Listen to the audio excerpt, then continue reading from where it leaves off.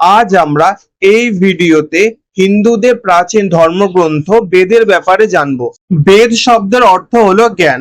সনাতন ধর্মে এটা বিশ্বাস করা হয় যে বেদ কোনো মানুষের লেখা গ্রন্থ নয়, এটা ঈশ্বরের দেওয়া একটি জ্ঞান। শাস্ত্র অনুযায়ী পরম ব্রহ্ম সর্বপ্রথম অগ্নি, বায়ু, আদিত্য এবং অঙ্গিরা এই চারজন ঋষির মধ্যে বেদের জ্ঞান দেন।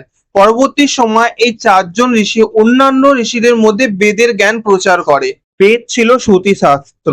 গুরু বা ঋষিরা মুখে মুখে উচ্চারণ করে তাদের শিষ্যদের বেদ মন্ত্র শোনাতেন, আর শিষ্যরা শুনে শুনে মনে করে পরবর্তী সময়ে তাদের শিষ্যদের শোনাতেন।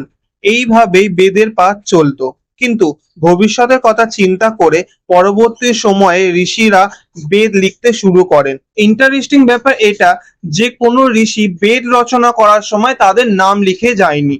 তাই আমরা জানতে পারি না যে অ্যাকচুয়ালি বেদ কে বা কারা রচনা করেছেন। বেদ ছিল আগে একটি পুস্তক বা পুঁথির আকারে।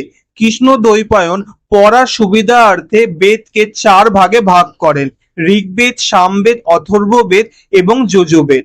আমি একটা জায়গায় পড়েছিলাম যে বেদগুলো আগে পুঁথির আকারে অনেক জায়গায় ছড়িয়ে ছিটিয়ে ছিল। কৃষ্ণ দ্বৈপায়ন সব জায়গা থেকে এই পুঁথিগুলোকে সংগ্রহ করে এনে তারপর চার ভাগে ভাগ করে। বেদকে চার ভাগে ভাগ করার পর কৃষ্ণ দ্বৈপায়নের নাম হয় ব্যাসদেব বা বেদ ব্যাস। পার্ট 2 তে আমরা বেদের সম্পর্কে আরো অনেক তথ্য জানবো।